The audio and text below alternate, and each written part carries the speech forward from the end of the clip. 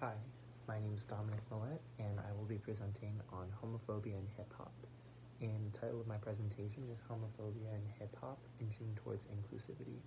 And just for like a warning, there is explicit material in this presentation. There's homophobic slurs and cuss words, so your discretion is advised. So I'm going to start off by talking about the hypocrisy of hip-hop. So, according to the Star Waterman textbook, hip-hop can be characterized as an authentic voice for the oppressed. Despite originating as a creative outlet for the underprivileged and misrepresented, the hip-hop community at times takes on the role of the oppressor, mirroring the heteronormative and patriarchal characteristics of society at large. In this project, I will be examining the hip-hop community's generalized homophobia against the bisexual and gay artists in the industry. So as artists like the Beastie Boys, Run DMC, and MC Hammer pushed hip-hop into the mainstream, alternative rap styles reflecting the attitudes, experiences, and dialects of particular segments of the hip-hop audience emerged. This emergence of alternative rap led to the first instances of queer representation in hip-hop culture, which would be later labeled as homo-hop. So homo-hop started as an underground hip-hop movement in the 90s, based in California, which originated as a response to the success of popular rappers such as Eminem using homophobic slurs and glorifying homophobia in his music. The term homo-hop was coined by Tim T. West while working with the gay rap group Deep Dick Collective. Other artists such as Dead Lee would help bring awareness to the subgenre in the early 2000s. So these openly gay artists were largely rejected by the hip-hop community, by both artists and audiences alike. During the time, a large portion of an artist's popularity was correlated with their musical and verbal skill, as well as their street knowledge. Street knowledge being understanding and adopting the urban culture that created hip-hop and gangster rap. And that urban culture was the lower class, masculine, tough, straight men that made up the genre.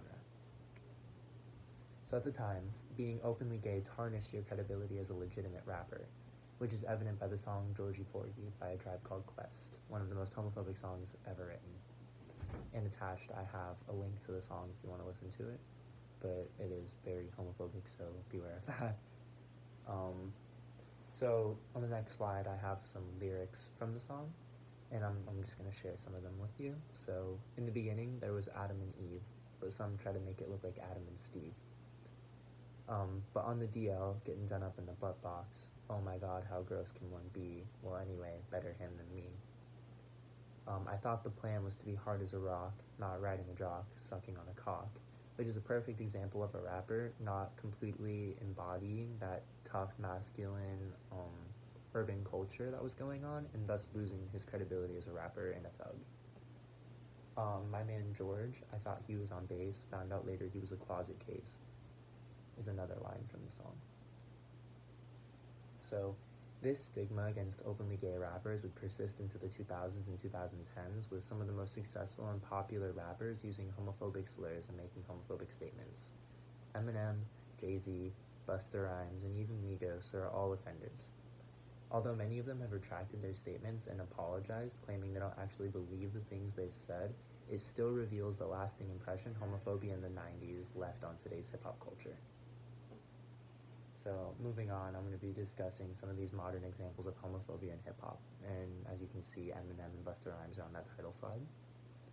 So in Eminem's song Criminal, you can see some of the homophobic lyrics he has on there. I'm not going to read them out loud due to language, but they are there for you to see. A Milli by Lil Wayne. He uses a homophobic slur towards Dennis Rodman, who at the time was a flamboyant bisexual basketball star. And Jay-Z even uses a homophobic slur in his song Heart of the City, Ain't No Love. So when asked about homophobia in hip-hop during an interview, Busta Rhymes had no comment because what he represents culturally in the hip-hop community doesn't condone homosexuality. He was later asked whether or not a gay rapper could make it in the industry, and he responded by exiting the room. And this is interesting because Busta Rhymes can be seen as another additional member to A Tribe Called Quest, who made that Georgie Porgy super homophobic song. Busta Rhymes also stands by almost all of the homophobic statements he has said, and he's not one of the people who's attracted them, which is another interesting thing. Moving on to Migos. In YFN Lucci's track Boss Life, Migos member Quavo rapped the line, "I do not vibe with queers." Additionally, in an interview with Rolling Stones, Quavo was asked about the popular rapper I Love McConan coming out and said that it was whack and contradicted his music. Offset, another member of Migos, said that I Love McConan's support stems from the world being messed up, but he used the F word. So moving on, we're going to be talking about Homophobia today. So many artists like Tyler the Creator, Frank Ocean, and Kevin Abstract from Brockhampton are pushing the boundaries of the hip-hop genre, making more room for gay artists as well as serving as role models for all queer youth. So Tyler the Creator, he was originally accused of being homophobic due to his violent lyrics and his use of homophobic slurs in his older music. However, with the release of his album Flower Boy in 2017, Tyler the Creator announced that he is in fact part of the LGBT community. In his song I Ain't Got Time, that has one of the most direct gay confessions, and he raps the line, next line, I'll have him like, whoa, I've been kissing white boys since 2004. And this is interesting because Tyler the Creator really only likes white men, which kind of dives into his own like self-love and issues, which is interesting. Moving on from that though, his song Garden Shed serves as a metaphor for coming out and accepting your sexuality. In that song, he raps lines, "You don't have to hide, I can smell it in your eyes. Truth is, since a youth kid, thought it was a phase, but it's still going on." And that was another line he rapped in that song. So moving on to Kevin Abstract. So if you click on his name, that actually takes you to an interview with BBC Radio 1 where she asked him what it's like to be a openly gay rapper. And he has some really good quotes on that I use later on in my presentation. But Kevin Abstract is one of the openly gay members of the indie rap group Brockhampton and has released his own solo albums and tracks. In his music, he often raps about his struggles and experiences with his sexuality in hopes of being able to connect with his audience, giving a voice to the oppressed queer youth who feel they don't necessarily have one. And I don't know, that poster I have in the corner right there, that's actually a Brockhampton poster, so I really like them. So the song Miserable America by Kevin Abstract, I have a link there for you to listen to that as well. He raps the lines, "My boyfriend saved me, my mother's homophobic, I'm stuck in the closet, I'm so claustrophobic," which kind of speaks with the gay audience. And in the song Junkie by Brockhampton, the group that he's in, he raps the lines, "Why you always rap about being gay, 'cause not enough M-words, rap and be gay." So a quote from that interview that I attached to his name, he says, "I have to exist in a homophobic space in order to make change, and that homophobic space would be the hip-hop community. So me just existing and being myself is making change and making things easier for other young queer kids. I want to be me and express that and break new ground along the way," which is a really, really good quote for this presentation and just goes to show like how much change he really is bringing to the hip-hop community. So moving on, we're going to be talking about Frank Ocean.